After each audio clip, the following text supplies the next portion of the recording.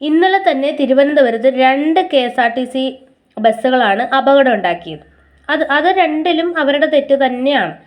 അത് പ്രധാനമായിട്ട് പറയുന്നത് എന്താണെന്ന് വെച്ചാൽ, ഇവിടെ അടുത്തുള്ള ഒരു സ്കൂളിലെ ബസ് കൊണ്ടുവന്ന് ഇടിച്ചിട്ടുണ്ട് ഇന്നലെ.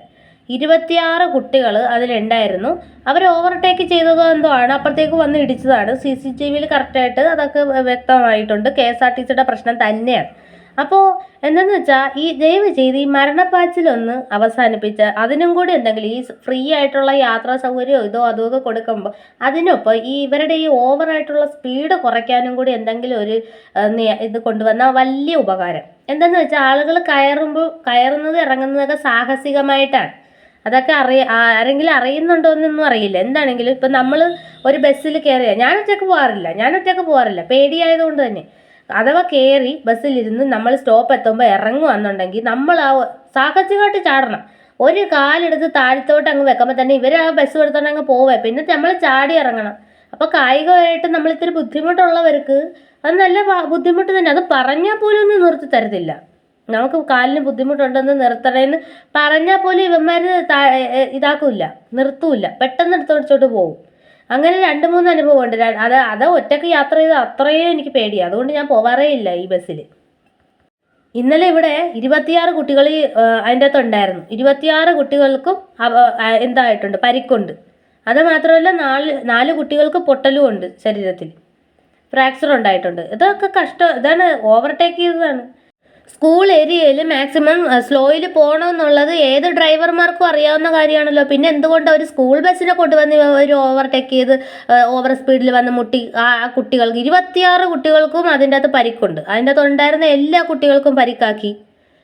അതും ഇന്നലെ തിരുവനന്തപുരത്ത് 2 തവണയാണ് ഇത് ആക്സിഡൻ്റ് ഉണ്ടായത്. അപ്പോൾ ഫ്രീ ആയിട്ടുള്ള സാധനങ്ങൾ ഒന്നും കൊടുത്തില്ലേലും വേണ്ടില്ല, ഈ ഒരു മരണപ്പാച്ചിലൊന്ന് കുറച്ച് തന്നാൽ മതി. വേഗത കുറച്ച് തന്നാൽ മതി. തമിഴ്നാട് ബസ്സൊക്കെ വളരെ സ്ലോയിലാണ് പോകുന്നത്. അത് പോകത്തില്ല, അത് സ്പീഡ് എടുക്കാൻ പറ്റത്തില്ല അതിന്.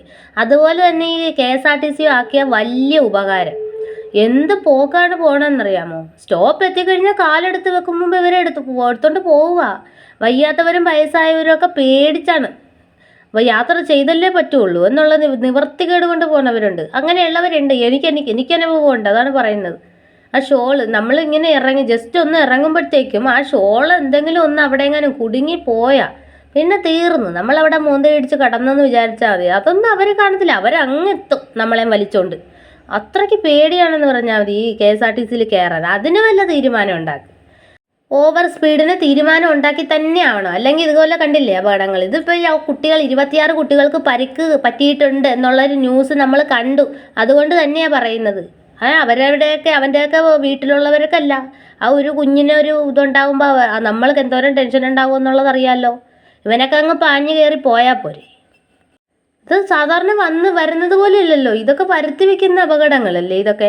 ഓവർടേക്ക് ചെയ്ത് അത് അത്യാവശ്യമായിട്ട് ആ ഒരു സ്കൂൾ ബസ്സിനെ ചെയ്ത് അതിനെ മറിച്ചിട്ട് എന്തൊക്കെയാണ് കാണിക്കുന്നത് ഇവർക്ക് എവിടെ ചെന്നെത്താൻ വേണ്ടിയിട്ടാണ്. ഓരോരോ ടാർഗറ്റ് വെച്ചിട്ട് ഓട്ടമാണ്, മരണപ്പാച്ചിൽ. ഇതിനൊന്നും ശബ്ദം ഉയർത്താൻ ആരുമില്ല. അതുകൊണ്ട് ഈ KSRTC ബസ്സുകളുടെ ഓവർ സ്പീഡ് വെച്ചിട്ടുള്ള പാച്ചിൽ അത് അവസാനിപ്പിച്ച് തന്നെ ആവണം. അതിൻ്റെ ആവശ്യമില്ല, പതുക്കെ പോയാൽ മതി. ഫ്രീ ആയിട്ട് സേവനങ്ങളൊന്നും ചെയ്തില്ലേലും വേണ്ടിയില്ല. ഇതൊക്കെ ഒന്ന് നടപടിയെടുക്കും. ഒരുപാട് പേരുടെ ജീവൻ്റെ ഇതാണ്. 26 കുട്ടികൾക്ക് അപകടം ഉണ്ടായിട്ടുള്ളൊരു ഇതാണ് ഇപ്പം ഞാനീ പറയുന്നത്. പരിക്ക് എല്ലാവർക്കും അത്രയും ആഘാതം ഉണ്ടായിട്ടുള്ളതാണ്. അതിനകത്തുള്ള എല്ലാ കുട്ടികൾക്കും പരിക്കുള്ളത്, ഫ്രാക്ചറും ഉള്ളത്. അത് അവർക്ക് വേണ്ടിയിട്ട് സംസാരിക്കേ പറ്റുള്ളൂ. ഇതിന് തീരുമാനമാവണം. ഇത് ഇന്നലെയോ തുടങ്ങിയതല്ല, പക്ഷേ ഇത് വളരെയധികം സീരിയസ് ആയിട്ട് കാണേണ്ടത് തന്നെ. കാരണം ഇപ്പോൾ ഒരുപാട് ആക്സിഡൻറ്റുകൾ കൂടി വരുന്ന ഒരു സാഹചര്യത്തിൽ സീരിയസ് ആയിട്ട് കണ്ടു തന്നെ ആവണം. അല്ലാതെ നിസ്സാരമായിട്ട് തട്ട് കഴിഞ്ഞാൽ നാളെ നമുക്ക് എന്താണ് വരണമെന്നും പറയാൻ പറ്റത്തില്ല. അതുകൊണ്ടാണ് പറയണത്. ആ ഒരു സ്കൂൾ ഏരിയയിൽ തന്നെയാണ് ഈ ഒരു സ്കൂൾ ബസ്സിന് ഈ ഒരു ആക്സിഡൻറ്റ് ഉണ്ടായിട്ടിരിക്കുന്നത്. അപ്പോൾ ആ ഒരു സ്കൂൾ ഏരിയയിൽ പാലിക്കേണ്ട മിനിമം മാനേഴ്സ് അറിയാത്ത ഡ്രൈവർ, ആ ഒരു ഡ്രൈവർ സ്ഥാനത്തിരിക്കേണ്ട കാര്യമൊന്നുമില്ല.